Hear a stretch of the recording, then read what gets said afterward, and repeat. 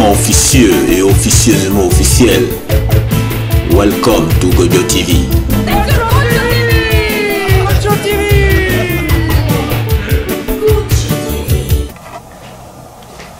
Aujourd'hui, je reçois le professeur Francis Sanchez qui sort bientôt un livre qui rétablit les connaissances oubliées des anciens et qui corrige par là même ces 4 derniers siècles. Bonjour, professeur Sanchez. Alors, que vient faire cette calculatrice sur la couverture de votre livre? Oui, alors c'est extrêmement important, c'est que la calculette scientifique est maintenant l'instrument le plus merveilleux de la technologie. C'est l'équivalent de la lunette que Galilée avait braquée il y a 4 siècles pour découvrir les secrets du ciel. Mais la calculette, maintenant, nous révèle les secrets du cosmos. Et, en particulier, sur la calculette, on pourra n'importe qui peut vérifier qu'en mélangeant 3 constantes universelles, on obtient le rayon de l'univers. Donc, c'est une vérité vérifiable par tous. C'est la nouveauté un petit peu qu'amène cet ouvrage. Je ne vais pas rentrer dans les détails, mais je vois en plus un pendule. Ah, le pendule. Alors, le pendule, c'est quelque chose d'extrêmement important que chacun pourra vérifier au Panthéon. Il est en train de... Au Panthéon, ça se bascule en permanence. Le pendule, c'est le symbole du cosmos parmi nous. Car le pendule, quand il bascule, quand il ne s'occupe pas de la Terre, il se branche directement sur le cosmos. Et c'est une expérience que les scientifiques actuels, les plus performants, ne peuvent pas expliquer. On ne sait pas pourquoi le pendule s'oriente sur le cosmos. Il y a une espèce de non-localité. Ça veut dire implicitement, il y a des interactions extrêmement rapides, beaucoup plus rapides que la vitesse lumière qu'on a voulu nous imposer comme limite. Et justement, dans le calcul 3 minutes que je vous ai signalé, on n'utilise pas la vitesse lumière.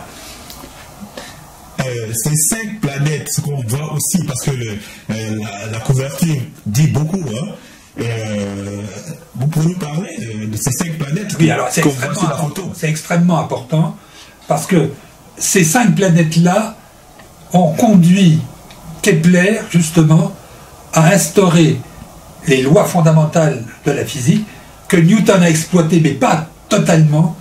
Il aurait dû l'exploiter de manière beaucoup plus numérique et en déduire les constantes quantiques à l'époque. Donc, autrement dit, Newton a raté une évidence qui était produite par ces 5 planètes. Et toutes ces étoiles dans le ciel. Alors, les étoiles, c'est le spectacle offert aux humains. À l'époque, il n'y avait pas de télévision, il n'y avait rien. Les gens, qu'est-ce qu'ils faisaient? Ils regardaient la nuit les étoiles et ils cherchaient des constellations. C'est l'origine des calendriers, des constellations. Et donc, ça veut dire que ce spectacle, le cosmos nous offre un spectacle destiné aux humains qui sont tout seuls dans le cosmos. Donc le cosmos est dédié aux humains. Voilà l'information essentielle de l'ouvrage. Il faut retrouver la place de l'humain au centre du cosmos. Autrement dit, il n'y a pas d'extraterrestres. Comme tout le monde a cru, tout le monde a cru voir, imaginer des extraterrestres partout. S'ils existaient, il a été calculé qu'ils seraient déjà là parmi nous depuis 100 millions d'années. Comme ils ne sont pas là, c'est qu'ils n'existent pas. Donc nous sommes tous seuls à contempler la beauté du cosmos. Et c'est donc un don du divin que de contempler ce cosmos. C'est que ce modeste ouvrage essaye d'expliquer. Enfin, vous voulez dire que nous sommes tous seuls sur notre planète, nous? Nous sommes tous seuls. Et même la vie elle-même ne peut pas exister sur les autres planètes. C'est en vain qu'ils vont essayer de chercher, ils n'ont pas trouvé. Et toute la cosmologie d'ailleurs s'effondre, parce qu'on avait prévu dans cet ouvrage, on avait prévu que les galaxies lointaines devaient être très grosses et très vieilles. C'est ce qu'ils ont observé. Autrement dit, toute la science actuelle au niveau cosmologique s'est effondrée. Et ce livre explique la nouvelle cosmologie qui surgit à ce moment-là. Voilà. C'est une nouvelle Bible alors. c'est un peu l'équivalent de la physique, d'autant plus, non, la question est importante, d'autant plus qu'on retrouve parmi les nombres importants de la physique des nombres consignés dans la Bible. Ce qui veut dire que ça rejoint un mystère égyptien qui est à l'origine du soi-disant miracle grec. En fait, les Grecs ont copié beaucoup sur les Égyptiens. Par exemple, Pythagore a passé 20 ans en Égypte.